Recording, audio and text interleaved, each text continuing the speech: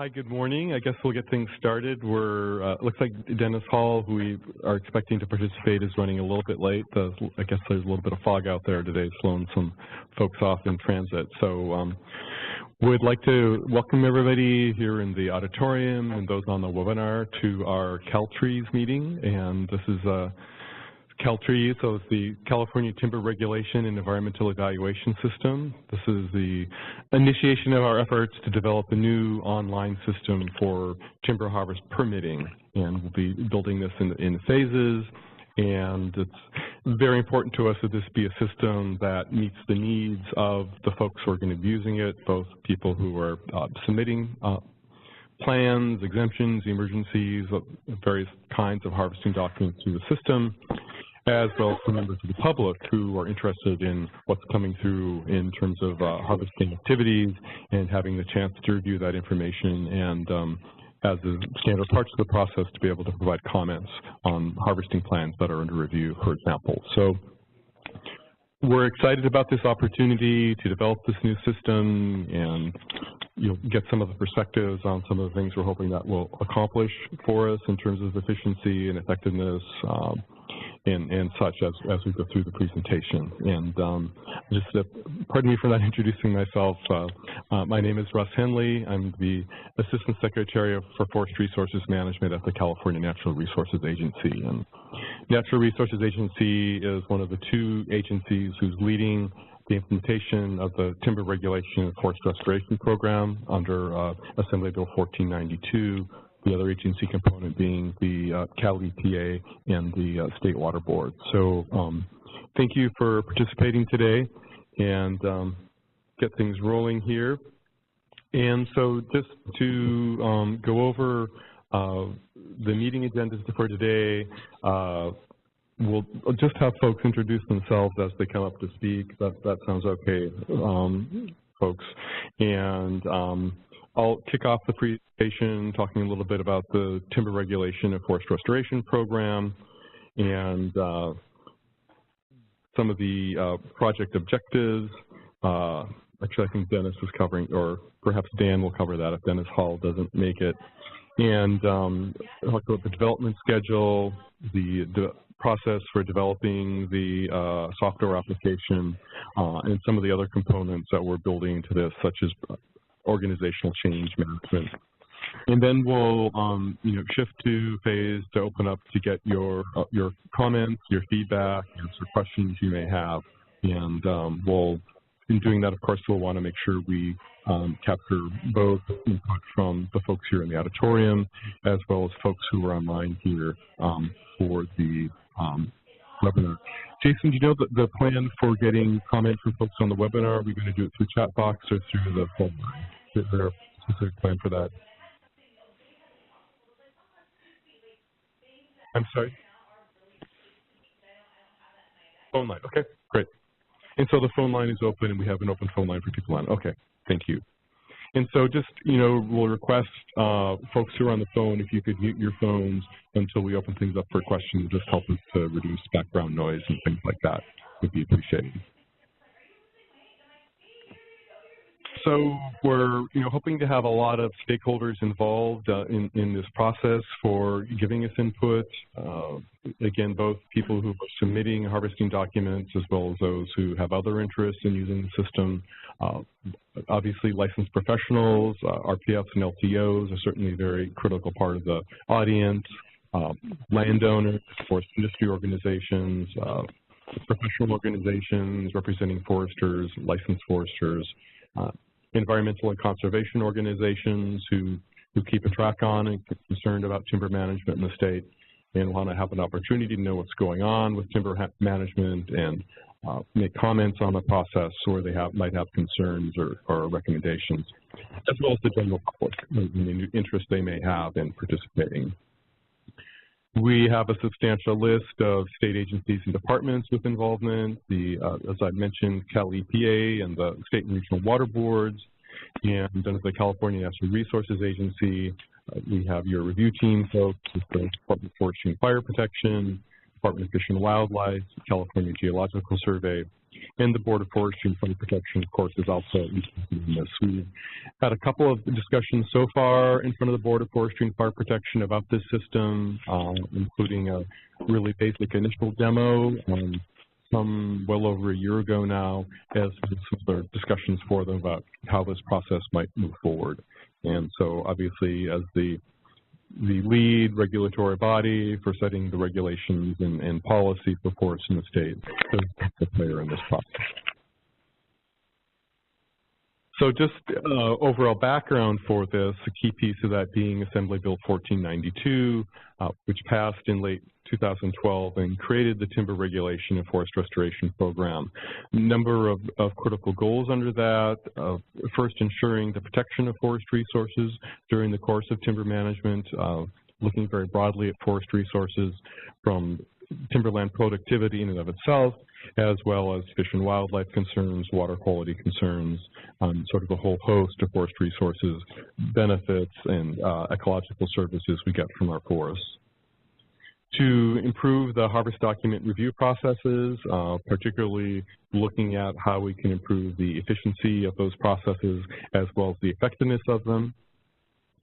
In improving the communication among the review team agencies. There is a lot of process involved, a lot of back and forth communication during the THP review process, setting up and conducting pre-harvest inspections, getting input from the review agencies, conducting first review, second review of the plans, inspections during operations, completion inspections, et cetera. A lot of interaction occurs among the agencies as a part of that process, as well as interaction and communication with plan submitters is a critical part of that.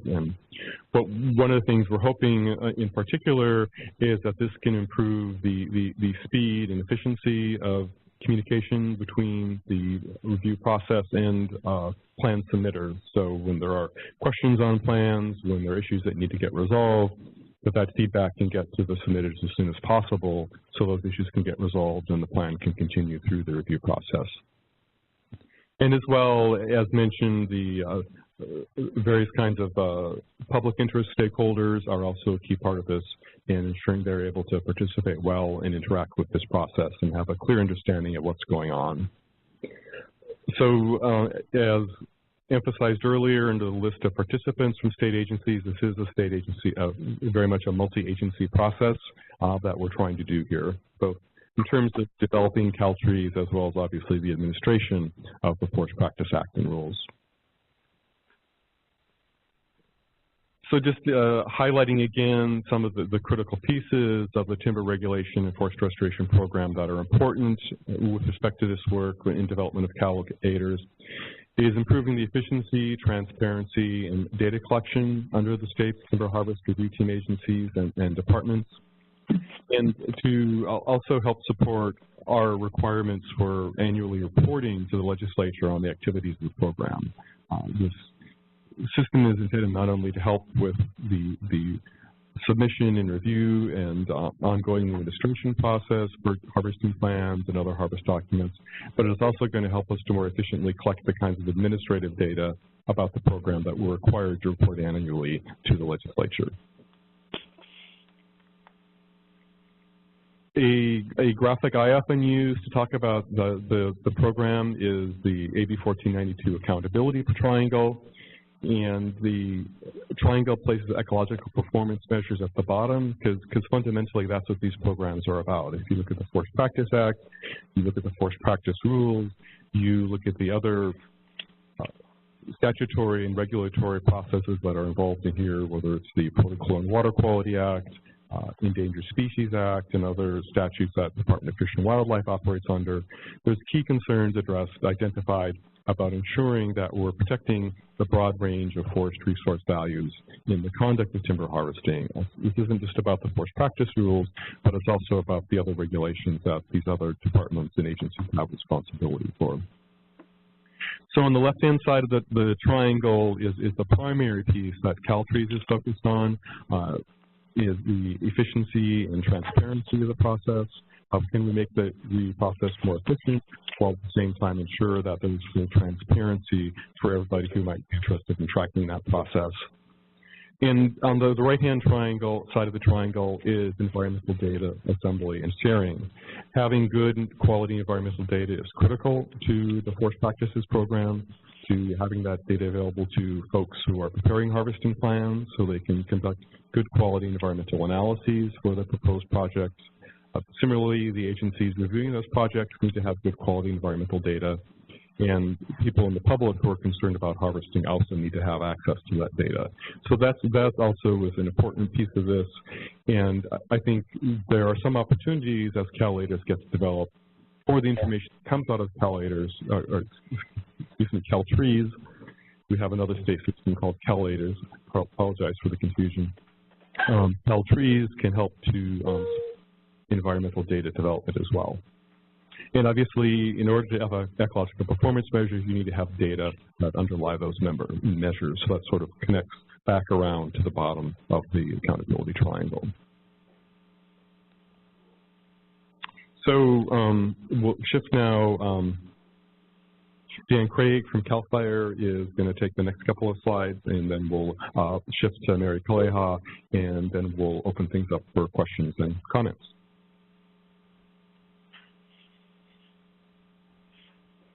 Morning. How's everybody doing? So I apologize that Dennis couldn't be here, but some other things came up. So my name is Dan Craig. I work for CAL FIRE. I've been put in charge of working on the project with the program managers, or with the people in the programming world, and with as the team. A couple of things that when I got the project that Dennis was just going to touch on. One of the objectives, and I apologize for being a little bit nervous since I wasn't anticipating speaking to y'all.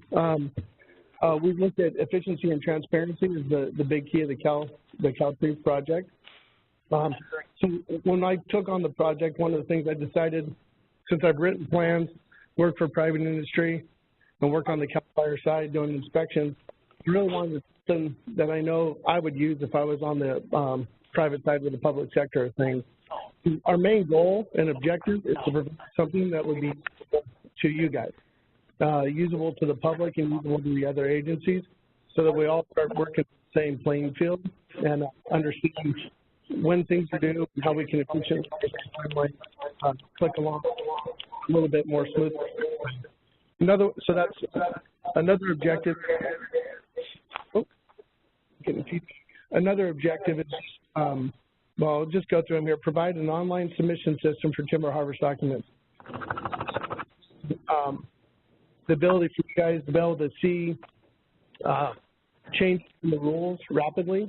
If you're typing in a section and you're looking at a section of the rules, or you're working in a certain county, the objective would be if you started writing a plan in a different area, different county, the plan would actually tell you what county you're in, and that you would actually refer you to the proper code sections. That way, if people start moving on the state working, the notification is there and they know where to look in the rules. Kind of help people along with the process and what we're looking for. We want to have a more collaborative process for reviewing timber harvest documents. So that's with all the agencies and with you folks as well. We want the ability of the system to be able to validate upon submission certain things, i.e. visitor notice intent legal description match the same legal description that you put in the timber harvest plan. So we can try to eliminate some of these issues that come up that either returns or generate lots of questions. We want the system to be able to validate, take that business rule and be able to validate that for you. So you would know before you submitted if you had any issues like that in terms of legal descriptions. Ability to capture and track submission-specific information. This goes back to our reporting side of things. We are required to report back to the legislature on things are going, but this goes not only from what our department can report on, but it'll have an ability for you guys to be able to run reports as well and look at different things. We'll be able to know where some of the hangups may occur. So it's a two-way street when it comes to the reporting. Improve public comment process, accessibility, and transparency. We want to be able to get that out there. That's part of what 1492 was designed to do, and that's part of that transparency, and improve stakeholder groups to access our documents. So we use the FTP library now, but this will improve upon the FTP library. Some of the features we're looking at, I got into, already, RPS, LTOs, and landowners will be reminded of regulatory requirements prior to submission. Are you in a coastal zone? Are you in a county of special concern? If you put in Santa Cruz County, it should notify you that you're in Santa Cruz County and to refer to these code sections. If rules have changed in an area you're working on, our hope is to be able to get those changes into it right away. So as you're typing, you'll know what those rule changes are.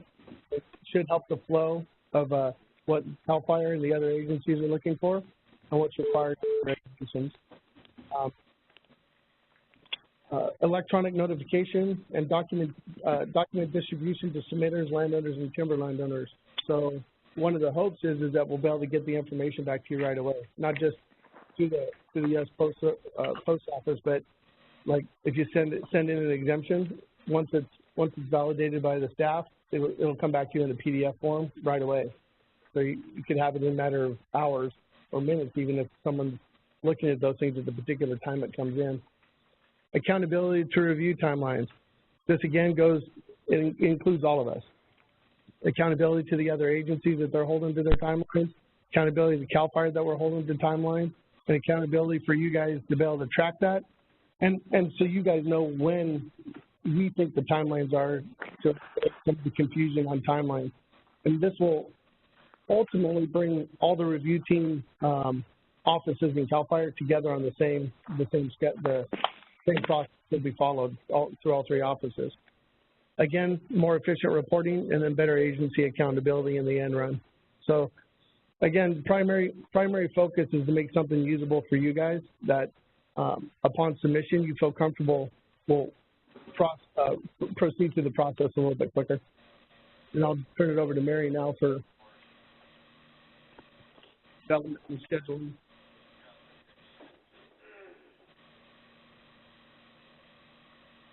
Morning. I'm Mary Kalea. I'm the IT project director for the CalTREES project. One of my staff is the project manager, who's working in collaboration with consulting service providers to help us design and implement the system.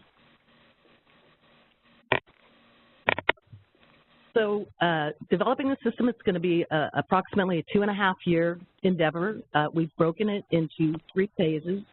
The first phase is underway now, and it's focusing on the emergencies and exemptions. And we are also developing the foundational pieces for the whole submission and acceptance process.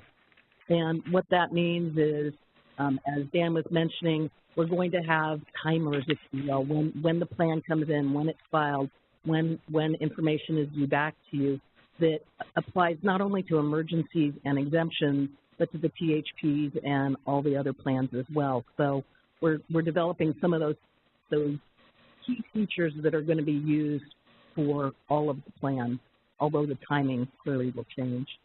The second phase will focus on the THPs, the NTMPs, the remainder of the plan, and the approval process.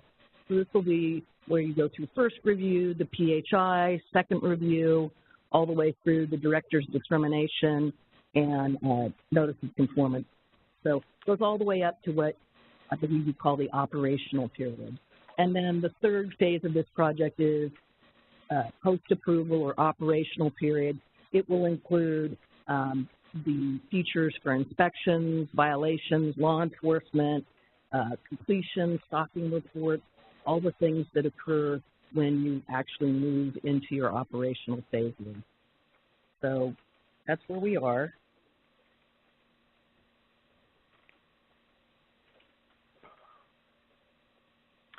So the way we're going about developing this, we have obtained professional services to help us develop the system.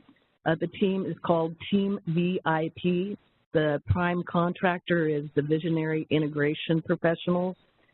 We went through a competitive procurement process, and they won the bid. They have also brought in subcontractors from Excella, which you may remember from previous meetings if you've been at them. It's one of the software components we're going to be using to develop this system. So we're bringing experts in from that software company as well to help us out. We're developing the system using an iterative process, and what that means is not only the phases I talked about on the last slide, but we're actually developing features, a group of features at a time. So if you've ever been involved in any kind of computer system development, they get all your requirements, they go away for a year, and then they come back and say, see, you know, isn't this great? That doesn't always work well. So what we've done now is we're breaking it into very small features where there's a tremendous amount of interaction between the folks who have the requirements, that's you and the review team agencies, along with the programmers on the other side. So they take your requirements, they develop what they think they heard you say, and then they bring it back to you and say, is this, are we in the right ballpark? Are we doing the right thing? So we don't wait for a year, year and a half to find out who missed the mark. We will know every 2 weeks whether what we developed is, in fact, going to be useful to you. So we will be gathering input throughout the project. We will have sign-up sheets in the back, and for those of you on the phone, you can contact Dan Craig. His information is on the flyer that went out for this workshop. We want to engage you in the design sessions for whichever part of the process you're interested in, whether it's the submission piece, the inspection piece, pre-harvest inspections. When we get to those features, we want to have interactive design sessions with you and the entire project team. We will be managing the project using standard methods. We are using PMBOK, which is the approach for project management, and we are using probably nothing that you're interested in, but we are using Agile development, which is a industry best practice for software design. So that's where we are with that.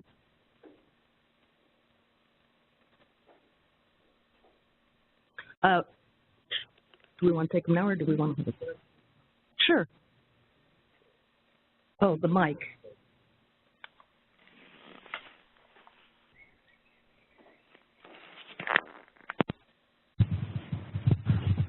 Test.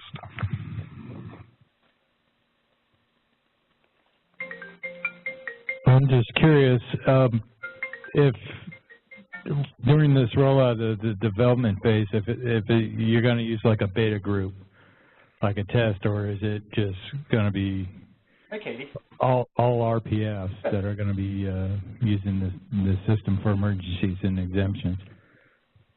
Our intention is to gather the input from whoever is involved in those processes and will be using them. So I would think that would span both from the RPF to the LTO to the public at large as we go through this process. Depending on which features are being developed, I would say that we would entertain having feedback from anyone. No, I think that can be pretty flexible.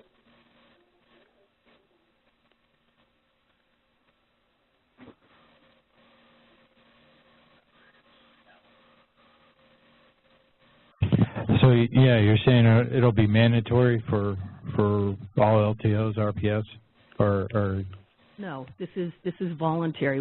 But we want to engage you. We encourage you to engage in the process. So as Dan was saying, this is a system that you're going to. We want you to want to use it. Yeah. So in order to do that, we need to have your input on what you want that to look like and the features you want to see. That was my concern, is while this thing's getting rolled out, you always have the fallback of the old system, to work out the bugs. So we do have the old system, and at the end of this, we will retire the FPS system. Okay, thank you. The last thing I have here is organizational change management. We know that the process is prescribed in the rules, what needs to be done, but how we're going to go about doing it is going to change. And we need to acknowledge that everybody, whether it be the submitter, the review team agencies, the public at large, the way that you get to this information is going to be different. And in order to have successful adoption of the system, you have to be able to engage folks, and that generally is through communication and training and education. So we want to solicit your input on what makes sense to you, what kind of communication you would like to see, you know, WebExes, do you want emails, I mean, that kind of thing. So we want to hear how you want to engage with us during this project. We do have the Board of Forestry and Fire Protection meetings. We've been to a couple of those. We will periodically come back through there if we're allowed. We want to have more of these stakeholder meetings as we move along, but really most importantly, the design sessions where you're actually developing what the system is going to look like, what the screens are going to look like. You'll see how information is going to get passed back to submitters. Not see how, you're going to participate in how that happens. So again, I strongly encourage you to become part of the team developing this, and our hope is that with you participating, the adoption and success of the system goes up. So, done. Now is the part where we get to hear what you have to say. So I'm going to turn it back over to Russ. Thank you, Tim.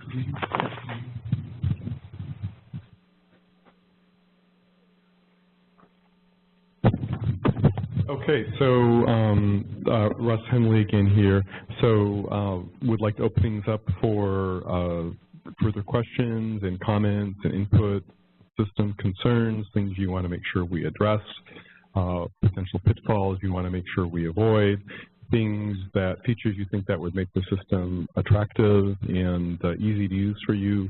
Really just want to, obviously, you know, we got a pretty blank slate right now, and sometimes it's hard to focus in when you have that blank of a slate. But we would like to hear from you about your thoughts and your questions. And so we'll bounce back and forth between here in the auditorium and folks on the phone. So why don't we do one pass through the auditorium here, and then we'll do a pass for questions and comments to people on the phone. And Dan's got the microphone. We'd like to ask you to use the microphone so we can ensure that the people who are on the webinar can hear as well.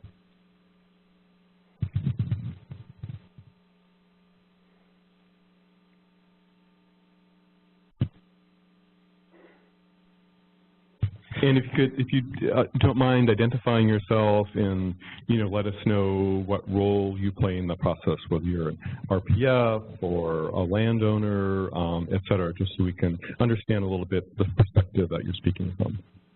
Okay. My name is Kieran O'Leary. I'm a registered professional forester. I've been a registered forester for over 25 years. So I am employed by Sierra Pacific Industries on the Sterling District. We have a Chico office. I'm also representing the California Licensed Foresters Association. I'm a Northern California board member as well. And I'm representing those foresters that are within my district. I'm going to ask the first burning question. Does this mean we can finally submit color maps? Yes. Thank you. The other question is about the THPs themselves. I can see this process working for sections 1 and 2. Sections 1 is basically spelling out who the landowners are, who the LTOs are, who the foresters are, the legal descriptions of where the harvest is going to take place. Section 2, we all know that. That's the nuts and bolts that the LTOs use, harvesting systems, winter ops, sensitive species, hazard reduction, all of that. That one is going to get more involved. I can see that. I guess my question is the remaining sections, Section 3, which is additional info. Section 4, your cumulatives. Section 5, more additional info. Section 6, archaeology. I don't quite see how that fits into this program yet.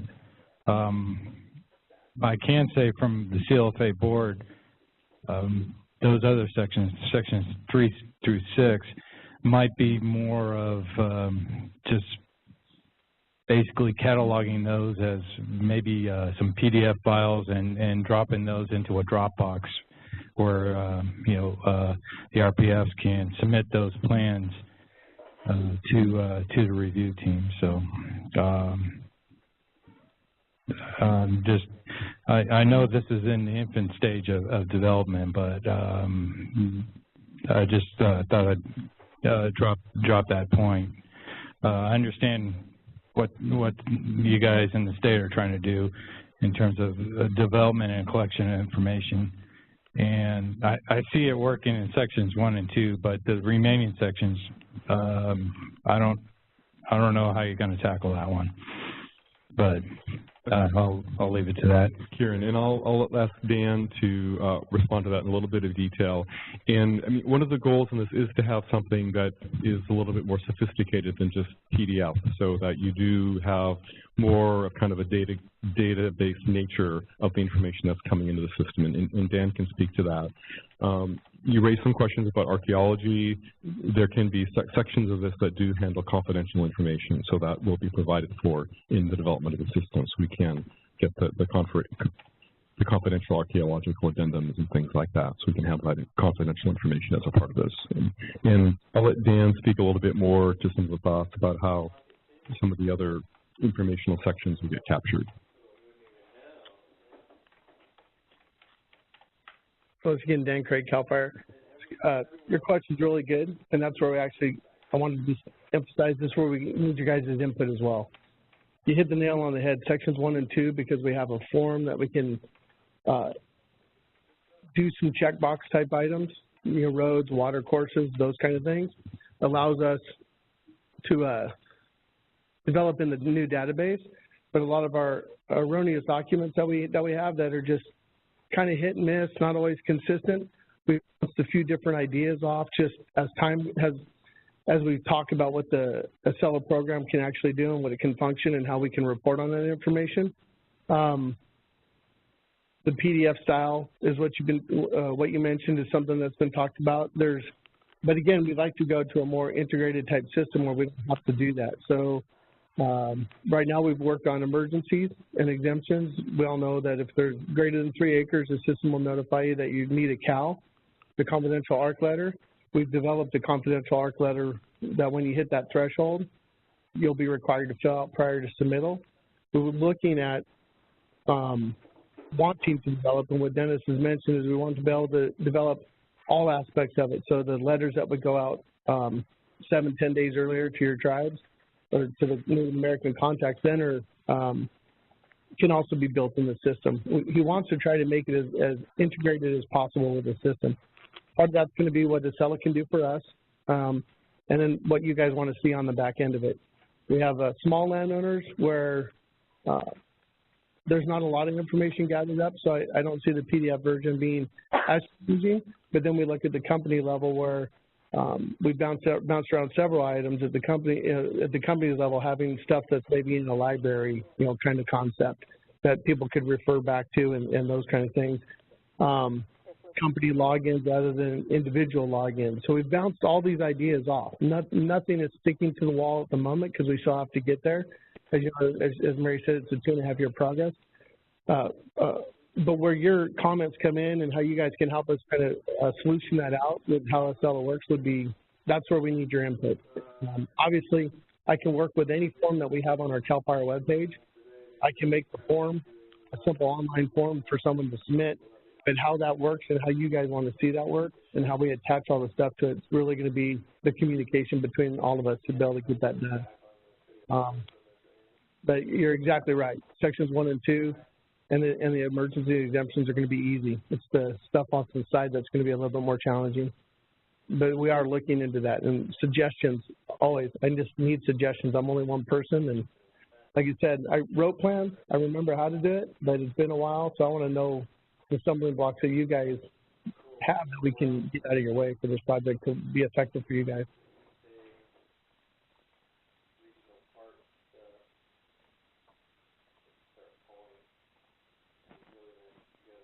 Yeah, of course. Real quick again on the beta testing. So that's one of the things that I want to be able to roll out is I want to try to develop a group of individuals that are interested in trying to improve the process and want to be able to test things at different levels. We're going to obviously be doing it internally with our how stuff happens internally, but we'll need to be rolling out people that are actually working on the forms and see what you works on the form input like we anticipated. I'm working with the team on developing, so I know what it's supposed to do. So it's hard for me sometimes to notice when it doesn't. So again, we want to be able to develop a group of people that can use this contact, that can either call me with suggestions, can be involved in small group meetings when we get to a certain point of the program and say, hey, we want you guys to be able to take a look at this. But really, it's to me, it's the projects for you guys, and that's where I need your input to be able to make it work for you. So beta testing is definitely on my horizon when we get to something to actually show, and then that's where the input's going to become in critical. So just a second. I don't. At this point, there's nothing to see on here. I can sit on. Go ahead, please. Hi, my name's Robert DeSoto. I'm RPF in training in California. I have a question, more of a suggestion. You mentioned a little bit earlier with legal descriptions that if there was one legal description that didn't match something else later in the plan, that we would get notified that something was wrong. I was wondering if there would be any type of autofill option, because there's a lot of parts in the plan, like for instance acreages of silviculture, that have to be in multiple places. I think it would just be a little bit easier where if we make one change in one place, it will just automatically change it throughout the entire application. That way we don't have to search through an entire plan and figure out where the one area is. If you're done with your question? Yeah. So yeah, autofill is one of the things that we've looked at. That's one reason we want to try to integrate it. That's why some of the letters that go out that you guys prepare on your own, you send them out. We'd like to try to integrate them in the system so that it can recognize legal descriptions, so we don't have the domestic water going out with a missing section, missed section 1. So autofill is one of it. One of the things we look at is when you actually log into the system and register, it'll automatically fill all your information in that's required. So autofill is a big one. Filling out the legal description in the THP will autofill or be able to double check and verify or validate the information on the NOI. Like to try to find ways to do that for the newspaper notification as well. A little bit more challenging when we get to some of that stuff, but at least the information you send to the newspaper would be accurate. So definitely look at autofills, and we're definitely looking at system to validate that, so you would know right away. You try to hit submit, and it would tell you something was wrong. So that goes all the way down through the silvicultural prescriptions. They should match all the way across. And of course, you know, acres, we have to figure out how to do that with delineate between silviculture and road right away and all those kind of things, building the business rules for the system to be able to do that. But that is the plan. Just on that note, some of the things in the form that we've looked at is if you check no on something, you don't need to fill out all the rest of the questions no. You don't even get the rest of the questions, you know, like your roads and land use type questions. So try to really narrow down the THP in size just by not having to provide all the information that is superfluous to your thing. If it's not in an ask, you don't even see the asked questions. So those are the kind of things that we're trying to work towards. Anybody else? Anybody else in the auditorium? Why don't we do a swing through the folks on the phones, and then we'll come back to the auditorium, if you don't mind, Kieran. Thanks. So folks on the phone, we're going to open up to you for questions and comments right now. Please come on one at a time and ask your question or make your comment. So please go ahead. And if you could identify yourself when you come on, that would be helpful.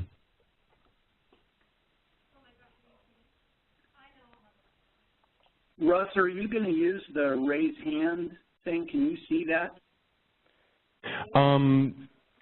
Let me see if I can here.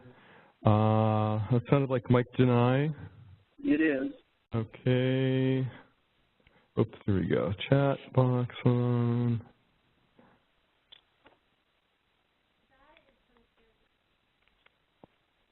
I'm not a little less familiar with this particular software. So let's see.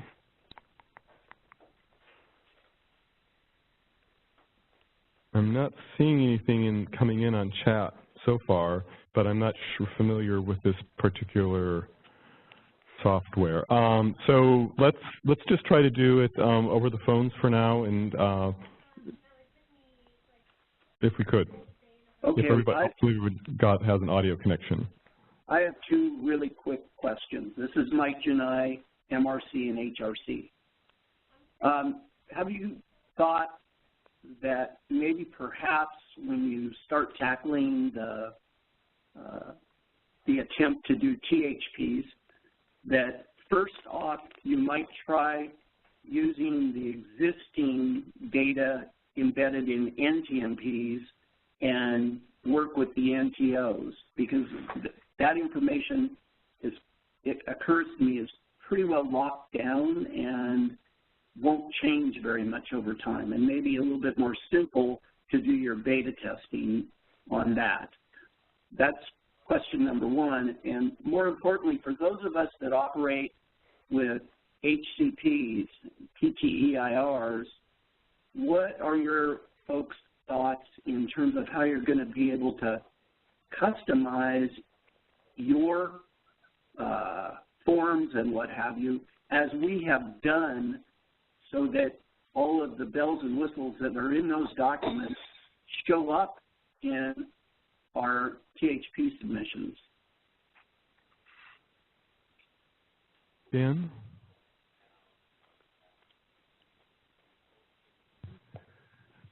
Okay, Dan Craig, CAL FIRE again. Mike, again, good questions, and this is what we need you guys' input on.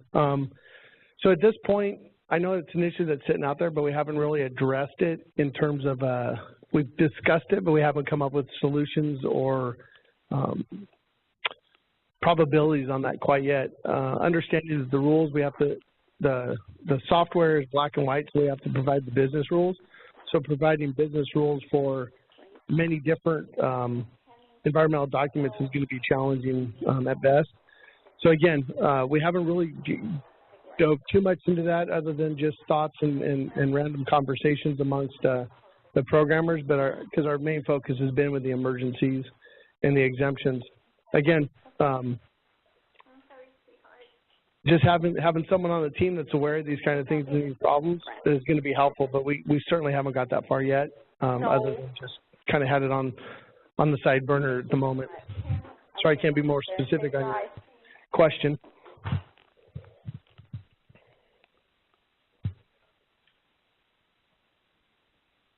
Okay. Any other questions in the online world? This is John Anderson. I had one question about once we are able to, maybe not a question but a comment, once we do input our first THP under this process, that we're able to go back to it and maybe save as or not recreate the wheel each time, so that we can use our company templates over again for the next THP.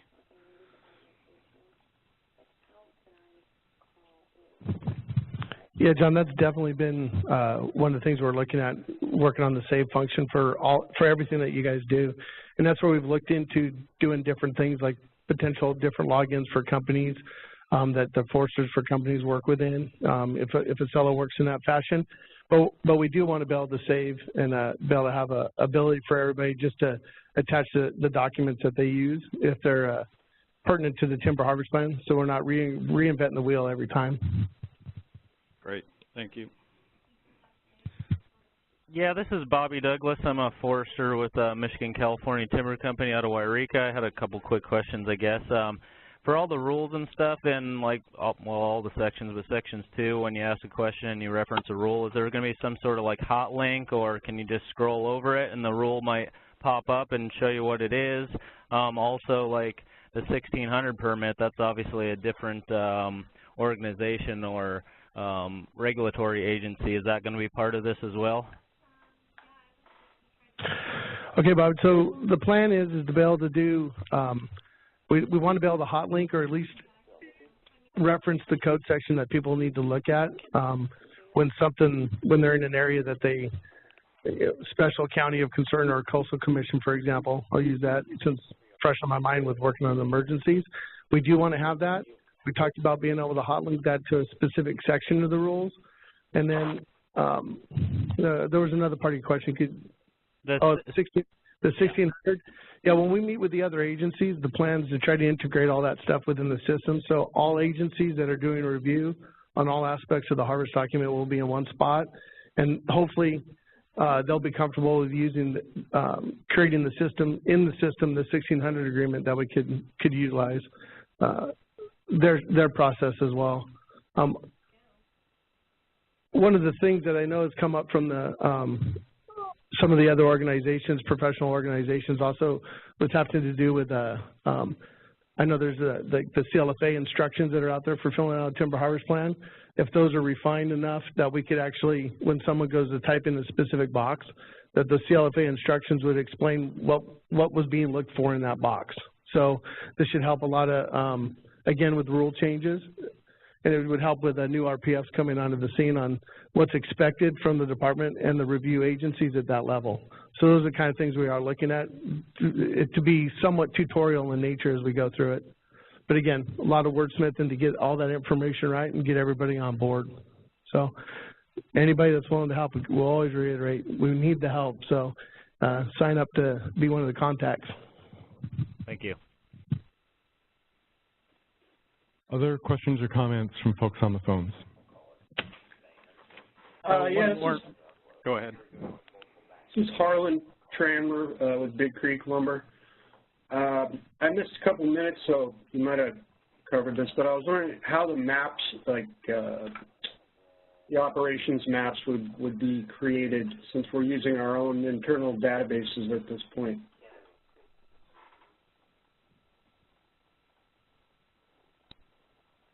This is Mary Kalea. For our phase 1, we are going to continue to use the PDF submissions that you have for your maps, but there is long-term vision of perhaps moving to shape files, that kind of thing, moving to digitized or digital files that get submitted, not just the PDF. But for this first go-around, I think we've bit off as much as we can chew, so to speak. And so we won't be moving into the GIS world for maps in this first project.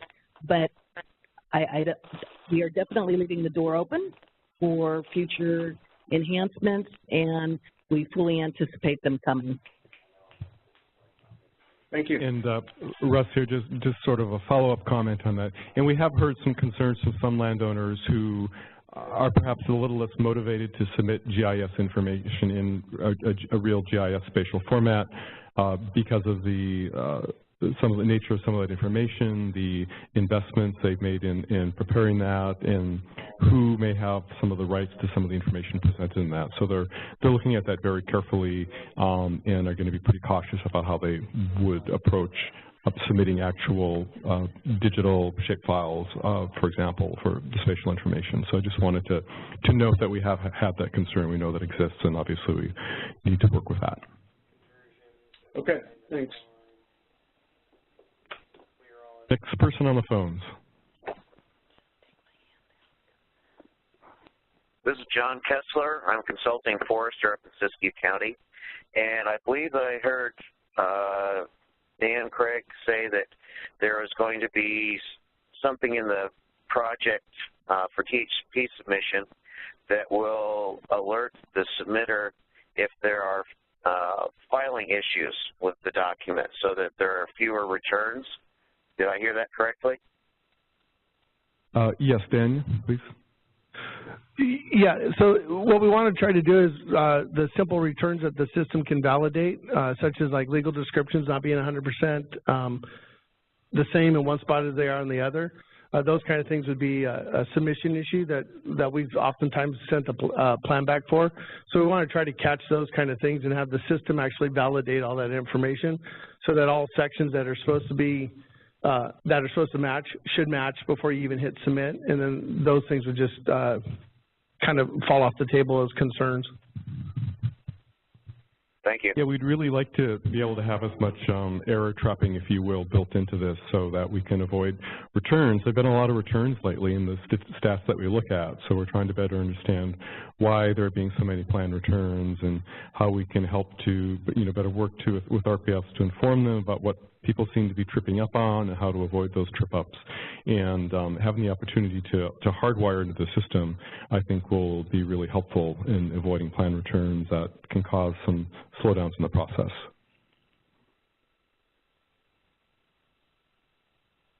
Next person on the phones, please.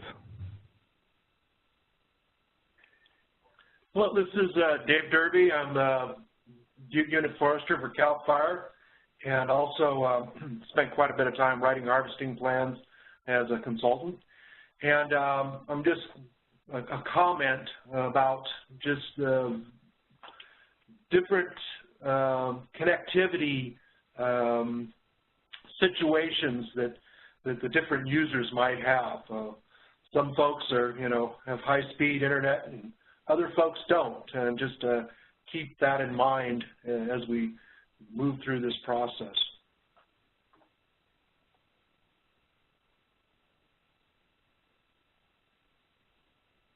Thank you.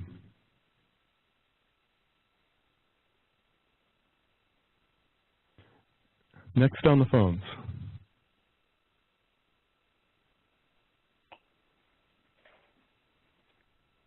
Well, my name is Darren Marr. I'm with Sierra Forest Products, and I had just a brief question. It looked to me like the webinar is being recorded. Will this be posted online somewhere so that we get the word out, other people can review it? We should be able to do that, yes.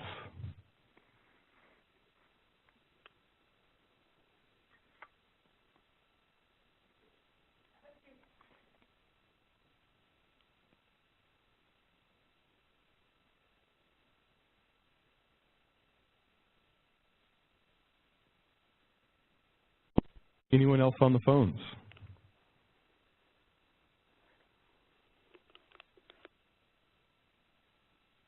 Okay, hearing none, we'll switch back to the auditorium again, and then we'll come back again and pick up the phones after we handle the next round of questions and comments here. I think, Kieran, you were on deck.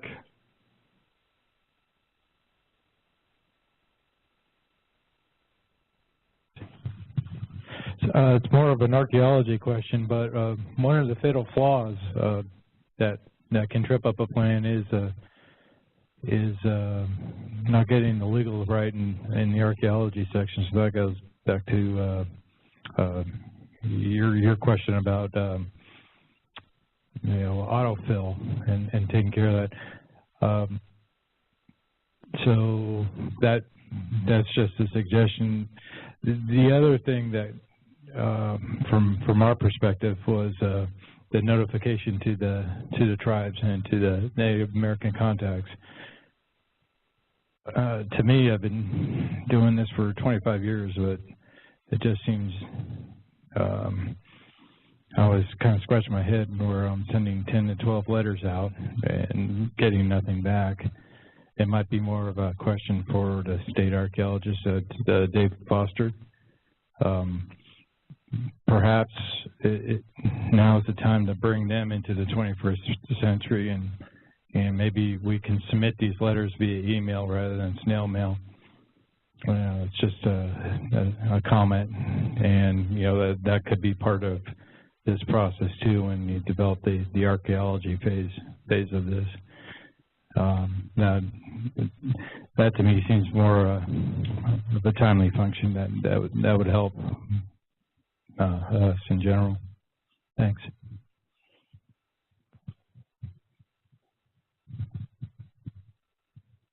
Thanks. Any more questions or comments here in the auditorium?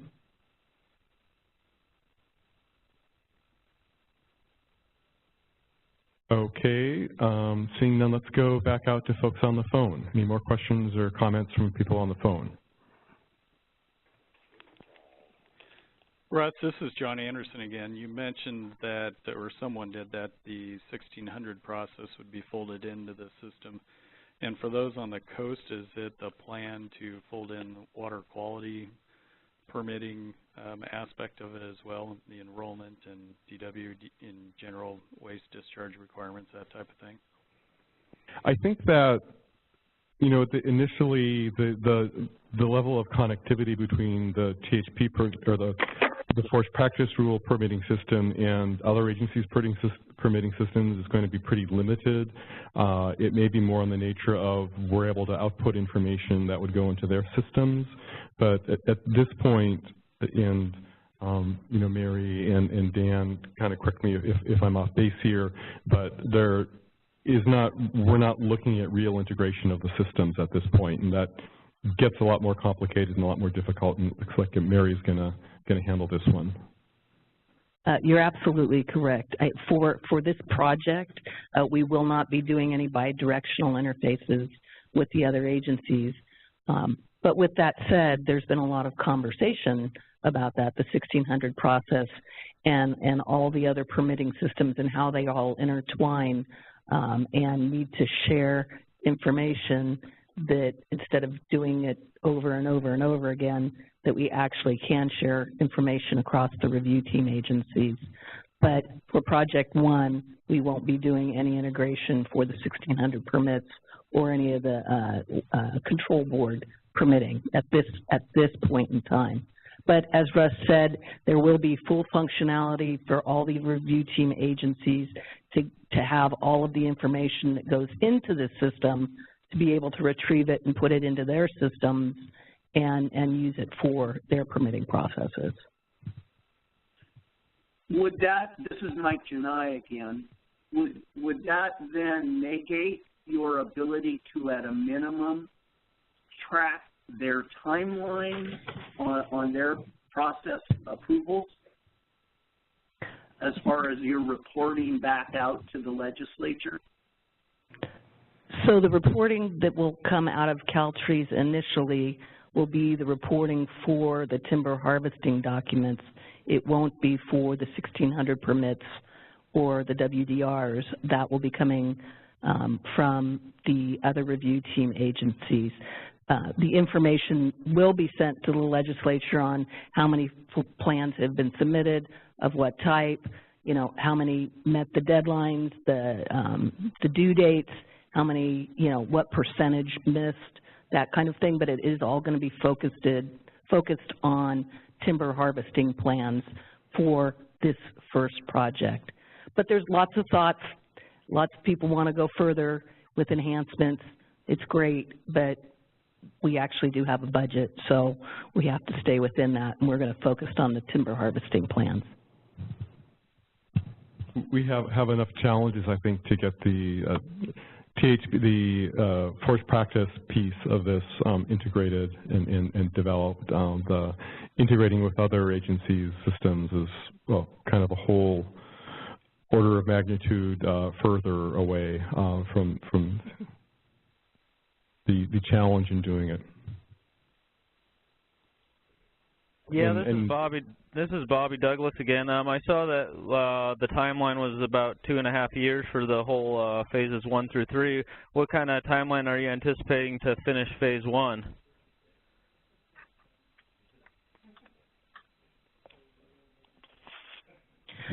This is Mary Kalea. So the first phase we're expecting to take 1 year. The second phase we're expecting a year of effort. And then the third phase will be 4 to 6 months. In addition to the actual timber harvesting, we will be retiring the old FPS system, which has the licensing function as well. So we will be integrating the licensing function for the LTOs and RPFs, the work that's done on the back office, if you will, so that we can retire that system. We are attempting to actually start Project 2 before Project 1 finishes. because there's a lot of reusability in what we're doing for emergencies and exemptions that we can carry forward to the THPs and the NTMPs. So that's kind of the timeline. Did that answer your question? Yeah, perfect. Thank you. Okay. Other questions on the phone? Yeah, this is Mike Duffy at Redwood Empire. I have a question regarding the online format that people are going to see. Are we going to see this, is the public going to see this document in a PDF form, or are they going to see it in more of a live document, or what visually is somebody going to see, or do you anticipate someone's going to see when they access it? So this is Dan Craig, CAL FIRE. So at this point, that's to be determined. Again, working within the Acela program, programmers letting us know what their package is able to do, but also us letting them know what we want to be able to see ourselves. Obviously, a plan is required, an emergency or exemption is required to be on site with the LTO. So some kind of what they call a record copy has to be sent out. My limited scope of computers, I'd see that as a PDF. I don't know that it will eventually be, or if that's what it'll be. But if there's something specific that the group wants to see as registered professional enforcers or LTOs, then those are the kind of things that we need to know so we can find out how it'll be viewed in the end run, at the end of the game. I think there's several options available to us, and we just haven't explored all of them quite yet. Does that answer your question? Yeah, yes it does. Thank you. Thanks. Other questions on the phone? Yes, this is Larry Camp. I'm a small private landowner as well as an RPF, and kind of to follow up the question a moment ago about the timelines. Do you expect phase 1 to be implemented midsummer, late fall, and similarly phase 2, midsummer, late fall 2018, or do you have a sense of time on that? The decision hasn't been made yet whether we're going to go live with emergencies and exemptions and then follow it up with the THPs. There's pros and cons that need to be evaluated, much of which when you start working two different systems, we need to identify what information from the current FPS needs to be in the new system and vice versa. So the decision hasn't been made yet whether we're going to go live with emergencies and exemptions or if we're going to finish those pieces and allow people to, look at the system in a sandbox kind of mode to run parallel, if you will, to see, in fact, that it's working. So the decision hasn't been made yet on whether we're going to go live with phase 1. Thank you.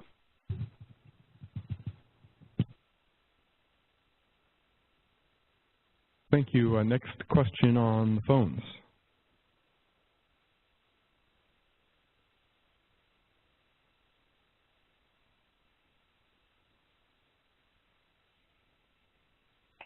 Okay, hearing none, let's take another round through the auditorium here. Any more questions or comments here in the auditorium?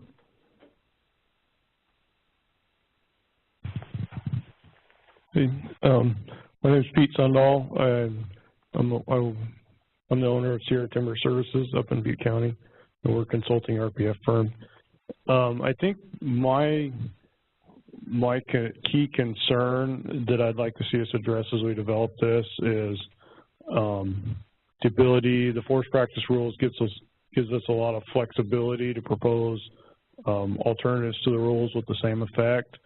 And then just you encounter kind of a myriad of special situations in the woods. Two things I've seen this year on things you would think were basic is we had an emergency on a former Native American allotment, so it doesn't actually have the regular legal description. And then another one, I had a less than 3 acre conversion where the landowner actually resided in Switzerland, so his address wasn't the same format. So just things that get you in a normal course of business day on the phone to Reading, trying to get resolved how we're going to do it. And then the other is, you know, as we go into section 1 and 2, occasionally we include like crossing diagrams if there's a specific road crossing that's got a lot of site-specific work for an LTO. Hopefully the new system will give us a reasonable way to include special data like that, just for clarity for the operators that are out there trying to implement it. So congratulations, you guys got a big job ahead of you.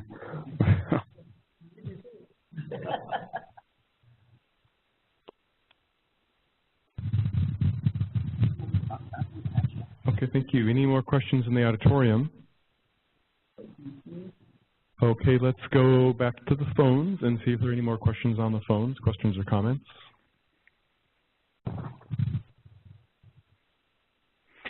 This is Darren Marr again. Just regarding my question about the webinar here being posted online, when do you think that might be and where would it be located? We should be able to get, it usually takes a little bit of time for processing and things like that, and so we can get that posted on the AB 1492 website, which is resources.ca.gov/forestry. Resources.ca.gov/forestry. Okay, thank you.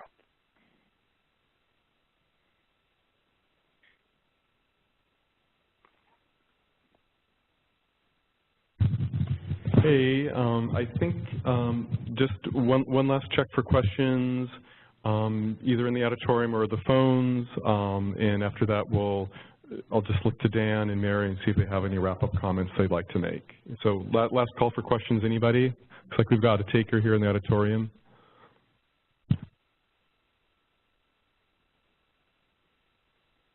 Yeah, Karen O'Leary again. And Mary, you mentioned that the LTO database is going to be, or FPS, that's phasing out, or so that's the one where the LTOs are calling in their insurance. Okay, so what's going to take that place?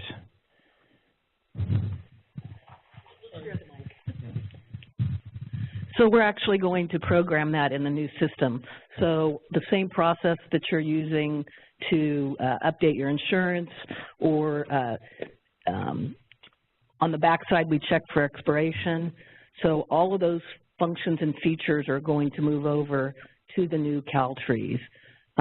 It may look a little different, but what you do isn't going to change. Perhaps how you go about doing it will change. But again, that's why we want to have your input and feedback on what's working well with the process now, what's not working well with the process now. We don't want to redo something that we could improve upon in the new system. So that will all move into the new CalTREES system. Okay. I can tell you what's not working well. But a lot of times the LTOs have their insurance up to date, but getting it down here to SAC, that gets lost. And so as an RPF, when I end up amending a plan to get an LTO on, and that LTO tells me, yeah, everything's in up to date, I got my license, I got my insurance, I send it, it gets bounced back either because something that occurs down here. So it's great that we're heading that way, that we're getting that integration. So it's been a frustration both in the RPF community as well as the LTO. So because the LTOs are doing their best to keep all the paperwork up to date, and sometimes it is, but sometimes there's a snafu down here in SAC where that information doesn't get transmitted. So applaud your efforts. Thanks. Yeah, and I just want to add to that. So we have looked at the system will self-validate, you know, whether a license is valid. It won't specify necessarily what part of it's valid, whether it's the insurance or not, but the user should know right away when they put in that person's LTO license, or for that matter an RPF license, whether there's a valid license. And then at that point, if there's not, we're hoping to have a message or some kind of notification to whoever's using it to contact that LTO right away to find out what's going on, and to get that corrected as soon as possible. The internal process we have won't necessarily change. We've made improvements to it just internally within CAL FIRE in terms of our input and trying to get that stuff into the database quicker. But the system should notify people rather quickly whether or not they're valid or not, so that they'll be able to make those phone calls a lot quicker. And I think your point's well taken, that if the process has some bumps in it, there's an opportunity for you to participate in how it's going to look in the new system, and perhaps within the rules we can look at different technologies of getting that information in, potentially. But this whole project's being done for transparency and efficiency, and so if some of the steps are not as efficient as they could be, there's an opportunity for improvement. But we need to hear that, and we need to have you participating in these design sessions. So that would be awesome.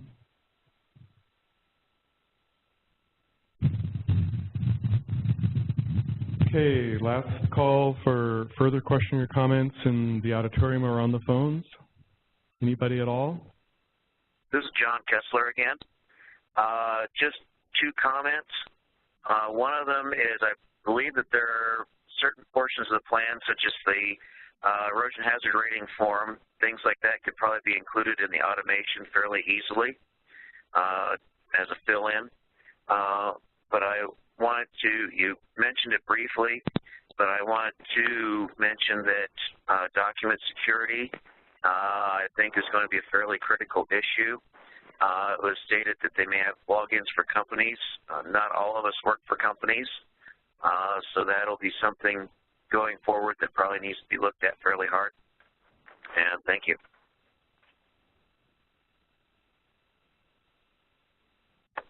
And yeah, I know that is a recognized issue, Mary or Dan. I don't know if you'd like to comment on that or not. I'm not sure this directly addresses your concern, but the way this Excella platform works, it's called role-based. So depending on who you're coming in as, there's as tight a security as possible, and it's as loose as you want it to be. So the platform itself can handle multiple levels of security. It all depends on how secure you need it to be without tying your hands to get the work done that you need to get done. So the technology isn't going to stop you. Technology is as secure as it needs to be for this information. So really, once again, having your input and your concerns and your participation in the design sessions before this thing goes live. If something goes wrong or something just is not working, we know it long before, and we can correct it before it gets out into production, and we find the problems then. The sooner we find the problems, the cheaper and faster we can fix them. And just one sort of related comment to that is, I don't think it's likely that anybody sits down and starts and completes a timber harvesting plan in one sitting. And so with the system, you will be allowed to save your document as a draft. That document will only be available to you. It does not become available to the agency's review until it's actually submitted through the system. So you do have that draft function you can depend upon to allow you the time you need to complete your work over multiple days or whatever to complete the document.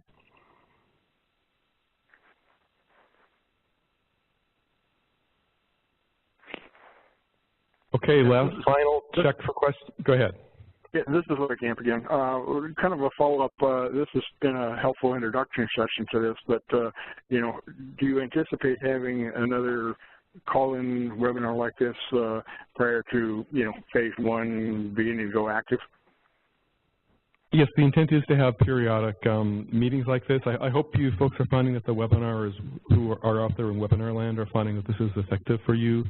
We know it's a big state and it's tough for everybody to travel, and so let us know if there's another format that might be helpful, but we're hoping that this will be an efficient and effective method for you to interact with us as we go forward. And so yes, there will be periodic webinars like this, as well as Mary mentioned, we are encouraging people who would like to be more interactive with us to sign up, and we'll engage you more directly in the process of development. And for those of you on the phone who are interested in that, would ask you to contact Dan Craig. His email address is dan.craig, C-R-A-I-G, @fire.ca.gov. And then I know there's a lot the CLFA breakfast type meetings and those kind of things. If this is a topic at the CLFA breakfast meetings that you want someone to come and talk to or talk about, I can try to make myself available when necessary, especially in the north half of the state. If we're looking at the south half of the state, I'll have to do a little bit more planning. But if there are a little bit more specific questions that start coming up, feel free to call me and just let me know, and I can see what I can arrange to come and talk, or you guys just ask questions and we'll see what we can come up with. But your input is, as I've been working on this project, right now I'm the guy that's coming up with the problems, and but I can't remember them all, and I'm not going to hit them all, and they've changed, you know, periodically. So I want to be able to make sure that I'm hearing a lot from you guys and trying to get those kinds of things addressed. So feel free to call me anytime. Can you give us your phone number?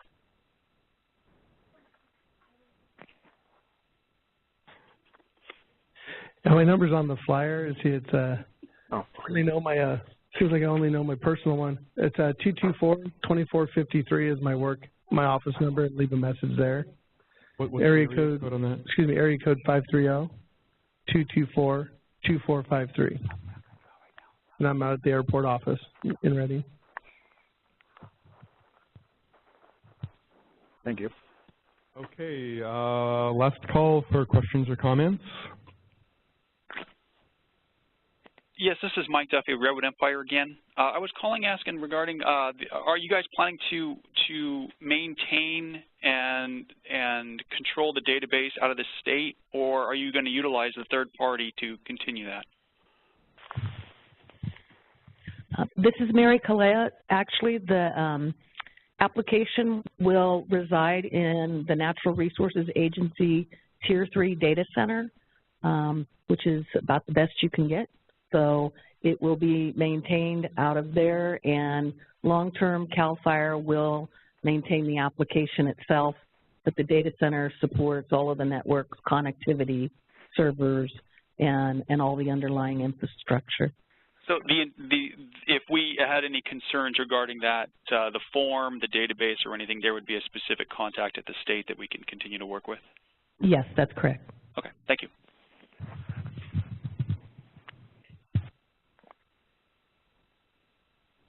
Okay, one last call for questions or comments.